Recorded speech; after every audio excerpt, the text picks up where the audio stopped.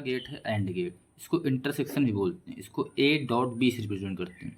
इसका सिंबल होता है ऐसे, ए और बी दो इनपुट टर्मिनल होते हैं, ये डी का साइन होता है, उसके बाद आउटपुट मिलता है ए डॉट बी और ए इंटरसेक्शन बी, इसको ऐसे लिखते हैं।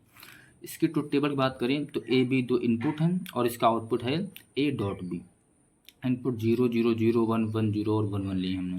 जब 0 0 इनपुट होगा तो 0.00 होता है, 0.10 होता है, 1.00 होता है और 1.1 1 होता है। ये इसकी ट्रुथ टेबल हो गई। और इसके बाद इनेबल और डिसेबल का एक कॉन्सेप्ट होता है। जैसे हमने ये दो सर्किट बना लिए किसके, एंड गेट के। हमने इसका एक टर्मिनल फिक्स कर दिया, इसको फ्लोटिंग टर्मिनल बोलते हैं। जो टर्मिनल फिक्स होता है, इसका फोटो टर्मिनल ये है और इसका फ्लोटिंग टर्मिनल वन है और इसके इसमें 0 है।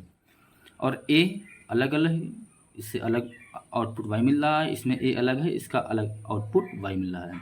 मान लिया हमने ए में पहले 0 लिया तो 0.00 आउटपुट आएगा। अगर फिर ए में हमने 1 ले लिया तो 1.00 0 हो जाएगा। इस तरफ अगर देखेंगे तो जब पहले 0 लिया था तो 0.1 0 होगा और फिर जब 1 लिया तो 1.1 1 हो जाएगा। अगर इसको देखें हम, जब आउटपुट चेंज कर रहे हैं 0 और 1 में, जब इनपुट चेंज कर रहे हैं 0 और 1 में तो आउटपुट हमारा सेम रह रहा है 0 0।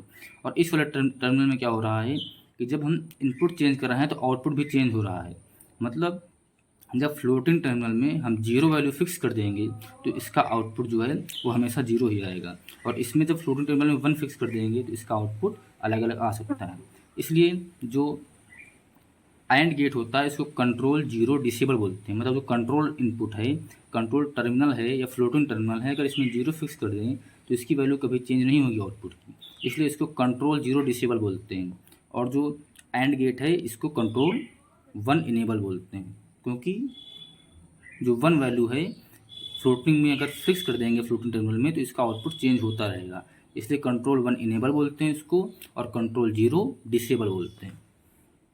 अगला है कम्यूटेटिव लॉ। तो ये कम्यूटेटिव लॉ को फॉलो करता है, मतलब ए डॉट बी जो होगा वही बी डॉट ए की वैल्यू होगी। और एसोसिएटिव लॉ, ये एसोसिएटिव लॉ को भी फॉलो करता है एंड गेट, यानी ए एंड बी का होल एंड अगर सी करेंगे तो ए एंड का whole and B dot C होगा।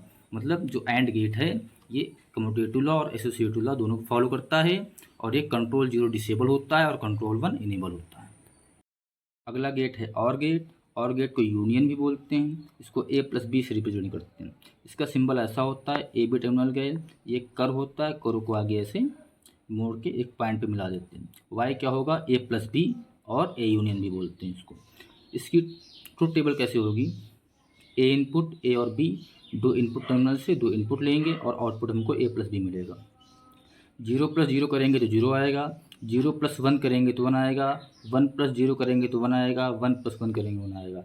मतलब अगर दोनों इनपुट में से कोई भी 1 है तो आउटपुट 1 ही आना है, अगर दोनों 0 हैं तभी आउटपुट 0 आएगा। इसके बाद इनेबल डिसेबल कॉन्सेप्ट देखते हैं।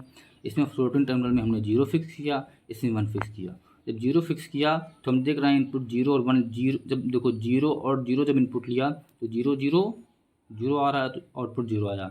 जब हमने 0 और 1 फिक्स किया तो 0 और 1 फिक्स किया तो आउटपुट 1 आ रहा। मतलब अब अगर हम इनपुट चेंज कर रहे हैं तो आउटपुट चेंज हो रहा है, इसलिए कंट्रोल 0 इनेबल है। अगर चेंज हो तो इनेबल, अगर आउटपुट चेंज ना हो तो डिसेबल होता है वो। इसमें देखो जैसे हमने 1 फ्लोटिंग टर्मिनल में फिक्स कर दिया, अगर 0 ले रहे हैं तो 1 0 की वैल्यू 1 ही आती है तो आउटपुट 1 आया। जब 1 लिया तो 1 की वैल्यू 1 ही आती है तो 1 आ गया। मतलब इस वाले केस में जबकि फ्लोटिंग टर्मिनल में हमने 1 फिक्स कर दिया है तो आउटपुट में कोई चेंज नहीं आ रहा है, चाहे इनपुट में जितना चेंज कर लें, तो इसको कंट्रोल 1 डिसेबल बोलते हैं। अगली हेडिंग है कम्यूटेटिव लॉ। तो ये जो और गेट है एक कम्यूटेटिव लॉ को फॉलो करता है, मतलब ए प्लस बी जो है वही बी प्लस ए होगा। और एसोसिएटिव लॉ को भी फॉलो करता है, मतलब ए प्लस बी प्लस सी जो होगा वही ए प्लस बी प्लस सी होगा। तो ये कम्यूटेटिव और एसोसिएटिव लॉ दोनों को फॉलो करता है। एक कंट्रोल 0 इनेबल गेट है और कंट्रोल 1 डिसेबल गेट है।